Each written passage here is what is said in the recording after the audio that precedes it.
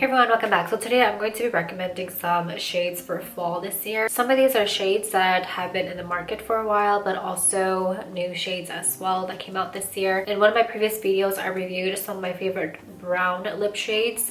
There's going to be a lot more variety of shades in today's video. I tried to narrow it to 10 shades. So some of these are some of my favorites, but some of these are also shades that I recommend. As you know, Roman has been coming out with a lot of new products, so I also try to use a variety of brands, and I'm also going to be doing some similar swatches as well from other brands in case you have a different preference for formula. So with that, let's go ahead and get started. So starting off, I'm going to be going from light shades to darker shades, or light stains to pigmented stains. We have Roman's Glass Stain Color Gloss. This is in the shade number 2. You sort of have this light beige color with a little bit of a pink undertone. Overall, it is going to look more like a beige color, just very light. And the formula is quite sheer, so you're going to have more of a light and sheer layer of this. It's going to have more of a transparent type of gloss finish. It's very moisturizing, semi-thick. It doesn't get waxy, it doesn't get sticky. There's not much of a stain for this. However, it does have a very nice lifter gloss effect. So it makes your lips really plump and glossy. It also fills in the wrinkles of your lips really well to give you a very smooth like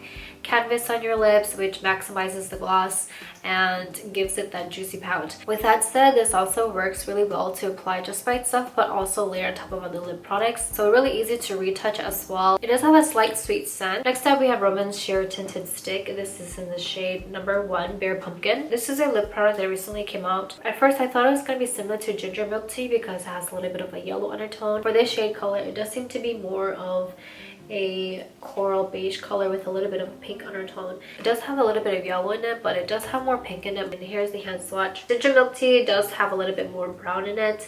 Bare Pumpkin does seem to have more peachy pink undertones. It's also lighter as well. I'm not really into yellow browns, but if you are into it, I do recommend this or Ginger Milk Tea because it does have more pink undertones. I do prefer this shade a little bit more because the yellow is very subtle. For this formula, compared to their Glass Stain Melting Balms, it's a lot more lightweight. It also does a really good job of building up the color and gives a very beautiful sheer like gradient look, but you can also make it more pigmented. It gives a very beautiful even application. So far, at least for a stick balm, it has the best build-up that I've seen on the market. You can see the color has a very natural finish when it builds up the color, which makes it really easy to control the color. For shades in this collection, the darker the better because it will have a better stain. This lip balm does have a pretty good stain, which is quite hard for lip balms to achieve. So if you do want a lip balm that has a pretty good stain, I definitely recommend these. Very beautiful glossy finish as well. It's almost similar to the Glass Stain Melting Balms and just has such a beautiful dewy gloss finish. It does fill in the wrinkles of your lips a little bit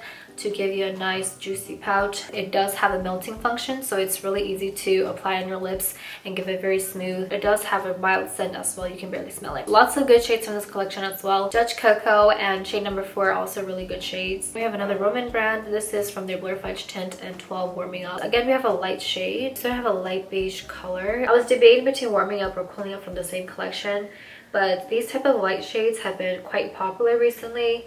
Really good as base colors. I stuck with Warming Up just because it's better for my skin tone, but Cooling Up is also another shade that I recommend. These type of colors have been trending recently and they're usually labeled as a base color. Recently, soft and light makeup has been popular. It can be used as a base color but also as a full lick. It also works really well to overline your lips. This has a thick velvety like formula. It does a really good job of blurring the wrinkles of your lips to give you a filtered like finish. Very soft and velvety on the lips as well. Really easy to blend, really easy to blur. You do have to wait 10 minutes, but it is mask proof and has a really good stain. Also works really well as a blush too. So it has this shea butter scent as well. I'm always looking forward to new shades from this collection. Alright, moving on to Etude. We have their Fixing Tint in Cool Pink on top. This is a light pink purple shade. This is more of a summer cool shade, but it is a good transition color into fall.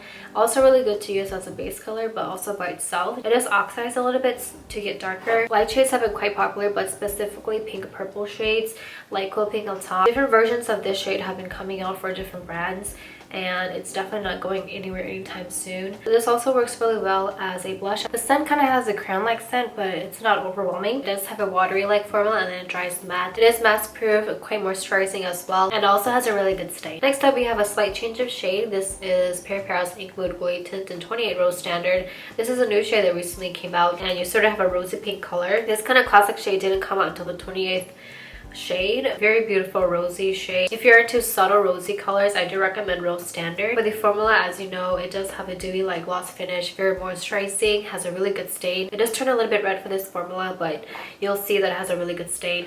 So it has a shea butter like scent. Sometimes I use this formula as a glossy blush, so it works really well for that. Next up, we have Peripera's Ink Airy Velvet in 29. What do you think? Sort of have a pink brown shade. It kind of look rosy under some certain lightings. A little bit similar to Etude's Baked Pecan. Very lightweight and fluffy type of formula.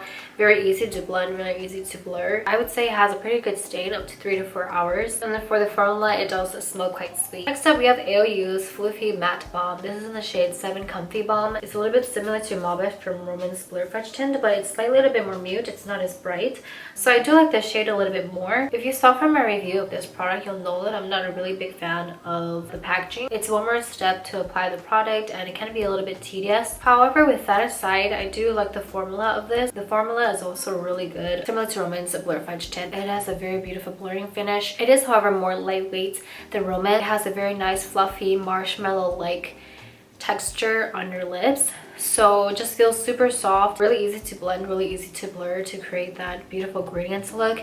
And I do like the blurring finish of this as well. It fills in the wrinkles of your lips really well to give you that filtered like effect. It also has a pretty good stain as well. This is my favorite lip pot because of the formula, but also the pigmentation of the color. This also has a mild scent as well. You can barely smell it. These also work really well as a blush. Really easy to blend, really easy to blur. It's very creamy. It doesn't transfer onto your teeth. Next up, we have Peripera's Ink Matte Tint, and this is the shade 15 Acorn Brown. This is a very beautiful brown shade. It is more of a mute color, and it's sort of this chocolate brown color, but it's not super brown. A little bit similar to Peripera's Nutty Nude, except Nutty Nude can go a few shades darker than Acorn Brown. If you do want a few shades darker, I recommend Nutty Nude. Very beautiful shade. For this formula, it is very creamy, semi-fluffy, similar to AOU. Very moisturizing, really easy to blend, really easy to blur. It has a semi-blurring finish, so it's not going to blur the wrinkles of your lips that well compared to AOU's, but it has a very nice, beautiful matte finish. It does sort of have a crown-like scent and also has a really good stain. Next up is Etude's Over Glowy Tint. This is in the shade 11 Baddie Beige, and this recently came out. It's sort of this brown purple shade. So one of my subscribers asked if it looks similar to